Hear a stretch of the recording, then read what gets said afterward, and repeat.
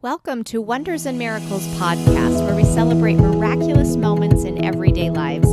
I'm Liza Lawrence. I'm glad to have you join me as we celebrate wonders and miracles together. All right. Well, I'm here today with Shauna from Idaho, and she's going to share a miracle story and lots of miracles that surround her daughter's death.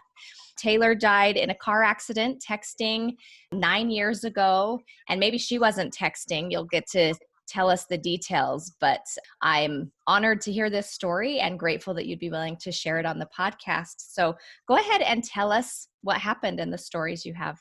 Okay, well, I appreciate the opportunity, and I wanted to tell you that knowing that this podcast was about miracles, it made me sit down and actually write out all of the miracles my husband and I have been saying we needed to do it. And just in reading through that list, I'm adding to it. And it's definitely, I encourage everyone, if you've had something happen, write it down and go put it in your journal. So it's something that you can fall back on and remember how, our Heavenly Father is with us all the time. So on with my story.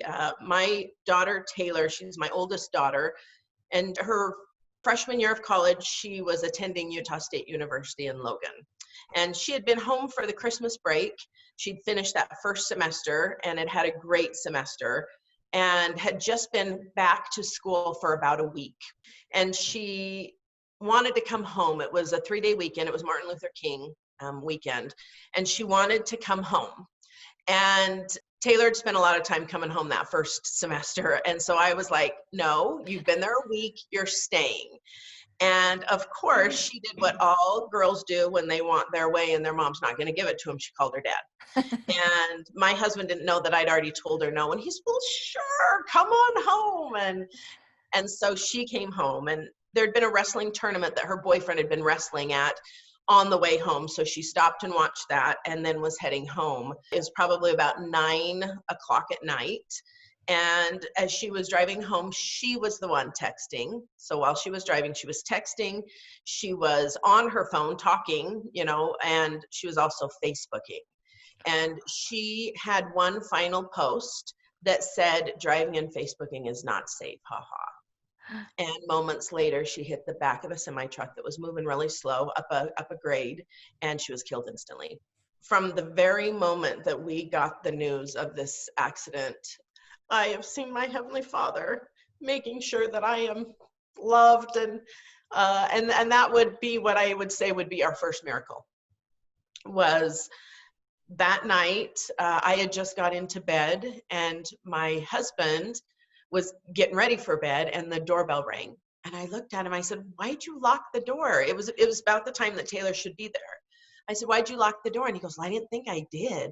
So he jumped up and ran out, and he said that when he came to the door, he saw that it was unlocked. So he thought that was kind of weird. And so he opened the door, and there stood a lady, and he goes, and I instantly knew who she was because her vehicle's a white vehicle and it says coroner on the side of the vehicle. Oh. And he said, and she starts talking to me, and she mispronounced his name. And he goes, and that Father in me just grasped that. And I said, lady, you're at the wrong house. You're at the wrong house. And she says, sir, are you Taylor's dad? And he goes, I am. And she goes, then I'm not at the wrong house. And my husband let out this scream. Well, I'm in bed. And the minute I heard that scream, I knew that Taylor had been killed. You just know. And from that moment on, I don't remember much about it. I know that I had to get out of bed and throw some clothes on, and I had just had foot surgery. So I know that I had to put on my walking cast. And so it seemed so slow motion. I remember walking around the corner and seeing her. And I said, it's Taylor, isn't it? And she goes, yeah. And I said, we've lost her, haven't we? And she goes, yes, you have. And my husband was hysterical, and then it starts this ripple of, we still had 2 kids, younger kids at home. And so they were coming up and figuring out what was going on. And I just sat on the couch, and I can only explain this feeling one other time that I've had in my life of just a comfort, just a peace, just arms around me. You're okay. You're okay. And so as I'm trying to kind of talk with her, and my daughter is She was 11 at the time, and she was pretty hysterical, and my husband was really having a rough time. And my 15-year-old son jumped in his truck and drove into our hometown. And as he was driving in, he called his brothers, his two older brothers, and told them, and then went and told her boyfriend, who she had just seen, earlier that day. But I was completely calm. I think back on it, and you at the time you don't feel it, but I look back and go, oh, that's what it was. That was our first miracle. Not only the peace, but I was blessed with instantly knowing that she was okay, and instantly knowing that we were okay, her and I. Taylor's a big life. Everything she does is extreme. So happy. It's so much. She's the most fun person to be around. Sad and angry, look out, and it can get kind of ugly. So she was a tough kid to raise for that point. And I am a guilt-ridden mom. There's not many of us that aren't. Right. And I remember sitting there thinking, we're good. We're good. And I can honestly say I've never, ever felt any guilt towards my relationship with her, or, oh my goodness, did I do enough? Did I let her know I loved her or not? Never. We're good. What a gift. We're good. It was awesome. It really was just such a blessing, because I've watched what it's done to my husband over the years, because he's the dad and he's supposed to protect his kids, and he still has that. But I think I was blessed with it because I get to remind him she's okay, and she's okay, and what she thought of you, and she was definitely a daddy's girl. That guilt's a real thing, and it can break people up, and I was blessed, and Heavenly Father knew that would probably be my downfall. But it was awesome. That was the first miracle that of many. So I want to tell you about, actually, probably this one was just my personal, so there was, that one was mine. And then this next one, most of the other ones people it was for more than just me. I believe it was in September or October, while Taylor was at school. She had been home, she came home a lot, and she had been home, and I was really frustrated with her, and she knew I was mad at her. But I'd learned over the years that laying into her is not the way to do it. I just have to collect myself and kind of, okay. And so when I get quiet, she gets worried. That's kind of how it works. And I had been outside because we'd been doing some fall cleanup in our yard, and she was getting ready to leave. She goes, Mom, I'm leaving. And she goes, I know you're mad. And I'm like, no, I'm okay. And I gave her a hug. I didn't want her driving, thinking about that. And so gave her a hug and sent her on her way. When I got done, I went in, got cleaned up, and in my room on my bed was this note. It was a sweet note. It was a really sweet note. And I'm going to share a couple different pieces with you. She goes, you always blame yourself, but it's not your fault. Every time something bad happens, you're a really good mom. Oh.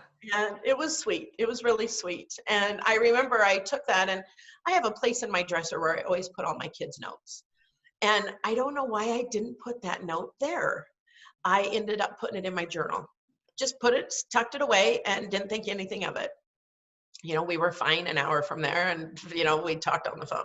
The night of her funeral, it was a beautiful funeral. I remember I spoke at it, and I remember when I was able to get the CD of it, and I went back and I thought I know I forgot things. And I listened to it, and I'm like, it was exactly what I wanted to say. So I felt definitely a comfort that whole day. And that evening, as I was getting ready for bed, and it had just been a really, really nice day, and I wanted to grab my journal. And I am not a journal writer. I think I just counted. I think I have 15 entries in 14 years. So I'm not, it's like I find myself recapping. So in the last 2 years, this is what's happened. I do the same since having children. More babies, and And so I got my journal out, and as I was starting to find the page, out drops this note from months earlier. And I couldn't even remember at first. I'm like, what is this from? And this is the part I want to share with you. This note, as sweet as it was 3 months earlier, there's a reason that I was supposed to read this note right then. It's not dated. It just says, Mom, I know I'm the reason you're upset, and I'm sorry. I know you're worried, but please don't be. I'm in a good place right now. I'm praying. I'm going to church and going to family home evening. I'm even reading my scriptures. And she ends it. She says, just please don't ever forget what a great mom and person you are. My husband walks in and I'm sitting there with this note in the middle of my bed and he's like, what's the matter? I'm like, I got a note. Taylor sent me a note. I got a note. And I went, okay, miracle number 2. Yeah. And like I said, ever since that note, I have never, ever felt guilt, nothing. We are good. We are good. And she knows it and I know it. And really that's all that needs to be involved in that. So. Oh, what tender mercy that is. So beautiful.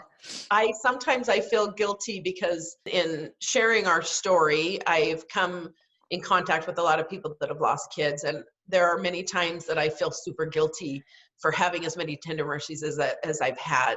But then I'll listen to someone and they'll be like, oh, I had this dream and I had this and I had that. And I'm like, well, I haven't got a dream. And it's funny, I can hear her voice going, and we're very sarcastic. We're super snarky. And I'll hear her voice going, oh, good grief, woman. Do you need a dream? Do you need me to get you a dream? You're fine. And I'm fine. And you know it. And I'm like, I know it. And then I have to kind of, fine, enjoy your dream to someone else. I'm happy for you. Good job.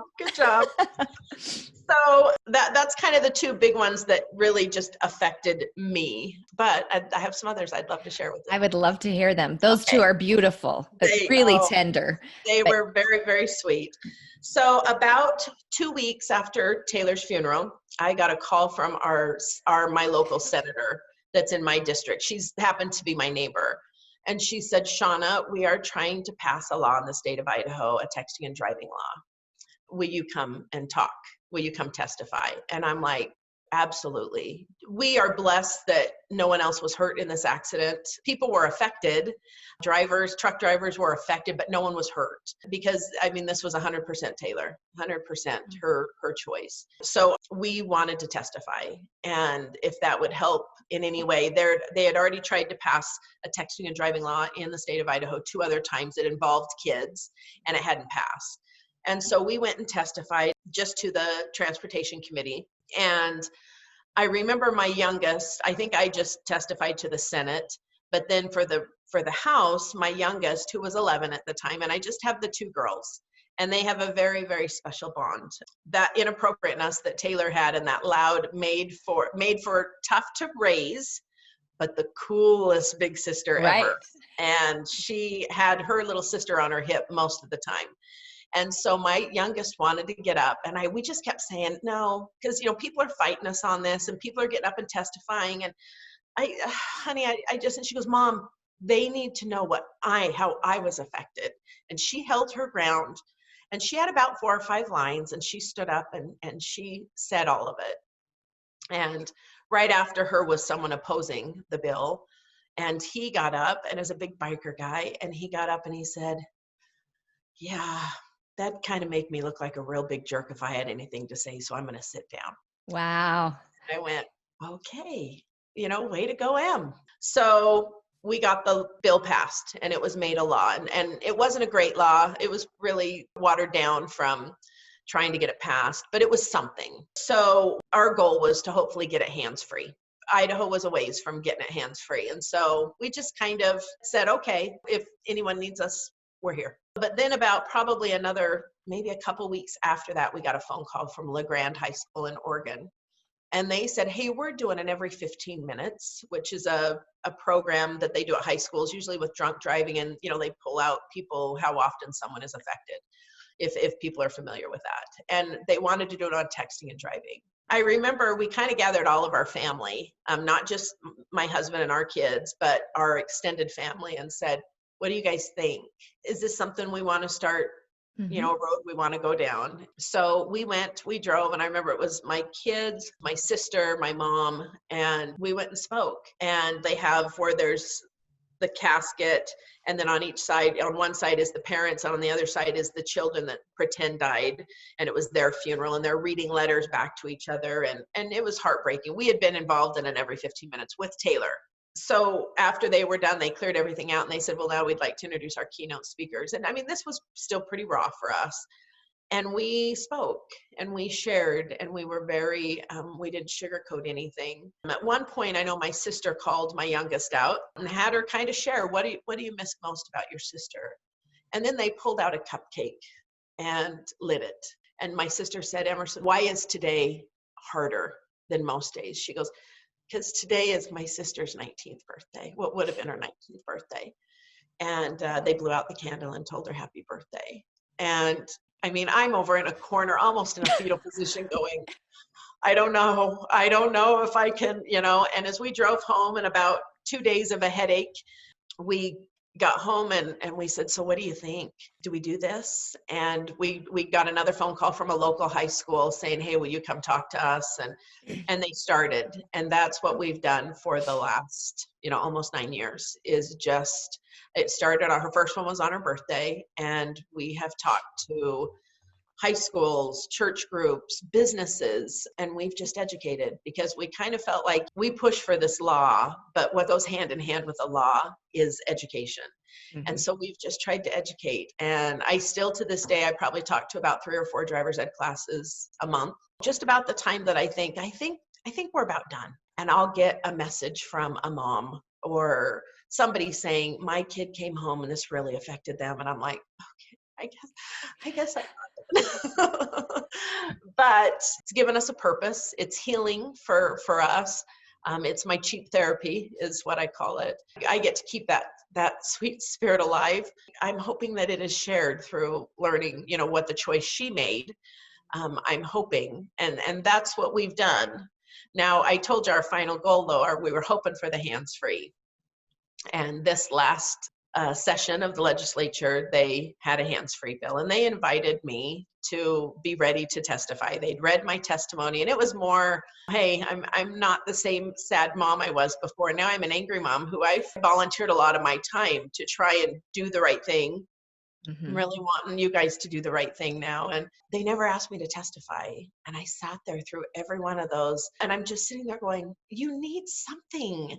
As they were getting ready to make their closing remarks, and the representative that was carrying the bill got up to do his closing remarks. And I was kind of bummed, because there was a couple of the sessions that I thought, I don't know if this is going to go through. So the representative got up with his closing remarks, and he happened to be there 8 years ago when we passed the texting and driving law. He was the chairman of the transportation committee. And he said, 8 years ago, that's what I was doing. And I didn't think it was a great bill.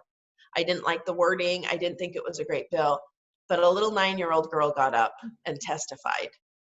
And I listened to her, and that has stayed with me for 8 years. And I thought, it's not the right wording, but we got to do something, because there are girls like her that are missing her big sister. And I went up to him afterwards. I said, thank you so much. I said, but she was 11. And he goes, oh, I knew I was off. I just think, what a miracle that she held her ground and said. And so now, starting July 1st of this year, we do have a hands-free law in the state of Idaho. It was pretty cool. That is awesome. The statement that keeps coming through my mind is, and you said it's given you purpose, but your pain has become a purpose for you. I think often when people have moments like that in their life, it gives them fire for a deed to accomplish something that we need. This hands-free law, it can be a real motivator to say, I will fight for something important. Well, and I think, sometimes there's maybe not where with us, it was pretty easy to know, where we could go fight with it, but it doesn't even have to be. Years ago, I lost my dad to suicide when I was in high school. And I thought I should call and see if I can volunteer. There's so many other avenues of just even grief counseling. Is there things that you can help with? There's so many different ways, because as a mom, your biggest thing for me and for a lot of moms that I've talked to is you don't want your child to be forgotten. You just don't. Yeah. And so that's a way of saying you were here and I got to raise you and I got to see your sweet little spirit and you had a purpose. And now because of your purpose, now I have a purpose with doing something to give back. And it's truly, I know that sounds really weird. You're giving back, you lost your kid. I have to give back because that is what my kid was all about. And she would do anything for anyone. She was blessed with an ability to love anyone and just be there and say the right thing. And someone's got to pick it up. I love that. What a powerful team We are a Yeah, team. that's beautiful. So I would love to share a couple of other tender mercies. I had kids that served missions for our church. And for some reason, when my second youngest, the 15-year-old, when she died, when he went on his mission, I struggled with it because it's like, I will send my child away for 2 years, but it's hard because I have a kid that I'm not going to see for a while. And so just please take care of him. And I don't want to do this again. And my kids, they kind of had to come to grips with their sister's death on their missions. I remember when we dropped him off and we give him our hugs and he goes in and we get in the car and we are pulling out. And we're both crying. My daughter's in the back and my husband and I are both crying. And there is a car right in front of me. Now I am a big signs and, I think, and I for some reason, the louder they were when they were here, I think they're that much more loud as spirits. We pull onto the road and right in front of us is a vehicle. I don't remember what the vehicle was. I just looked up at the license plates and it was an Alberta, Canada plate and it said Taylor S. And I go, look, she's with him. And we just instantly just felt comforted. It's like, okay, yeah, she got this. She got this. I love that. And so we have watch for those moments, watch for those tender mercies. They are trying to be seen. And if we will recognize them and accept them, not for coincidence, but that is something that we were supposed to see at that moment. One, it makes life, you understand the purpose of it, but it just really makes it nice. It just gives you a moment that you get to go, oh, little heart squeeze, And so when my youngest went on her mission and she's still out, she'll be home in 9 weeks. Through the whole process, as I watched all my kids deal with this trial, my youngest definitely kind of got the bad end of the deal.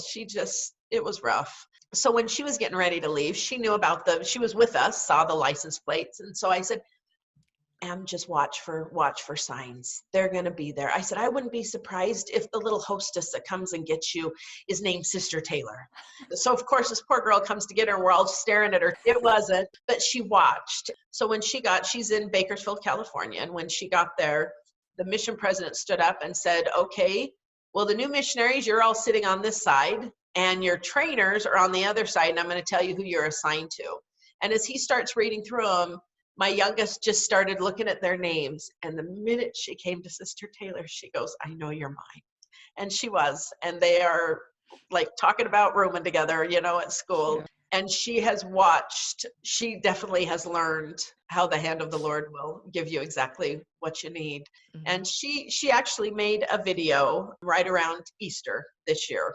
And it was Easter. And then the next Sunday would have been Taylor's birthday. She put it out and it was basically just a testimony of accepting this trial that she's never really said, it's okay. I accept this and I wouldn't change it. So that is probably for me, that girl went on her mission to come to grips with the loss of her sister.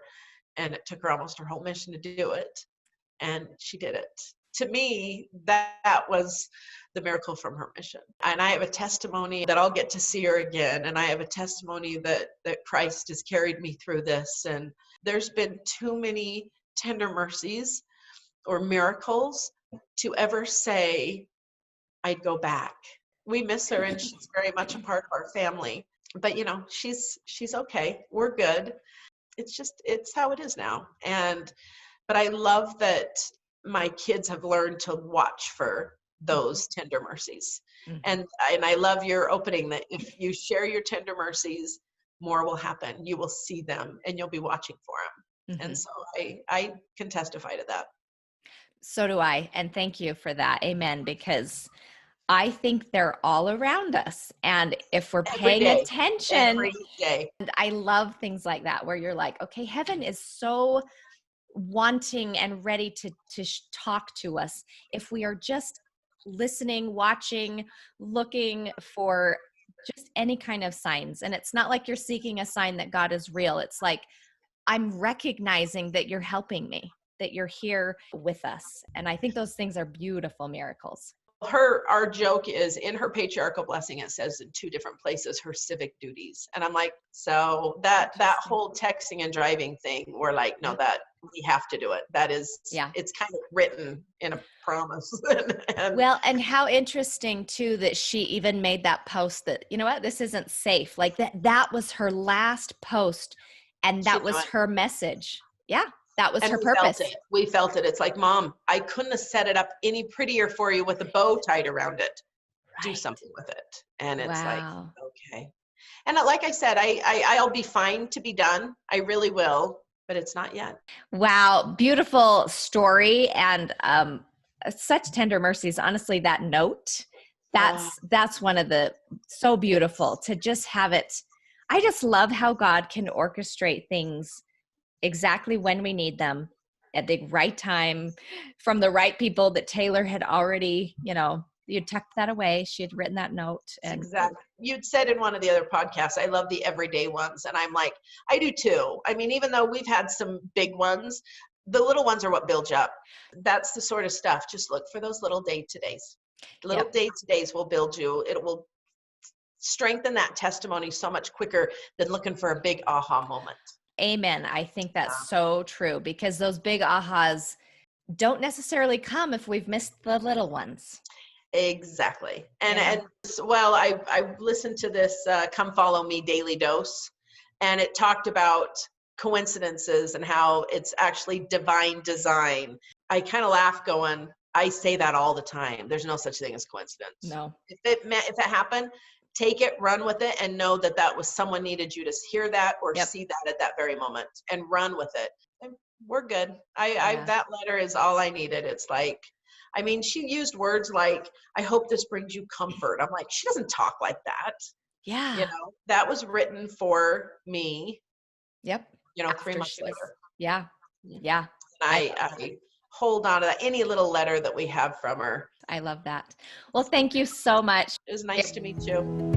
Thank you so much for listening to this miracle story. Please subscribe to my channel if you liked it. You can also find me on iTunes, Stitcher, Spotify,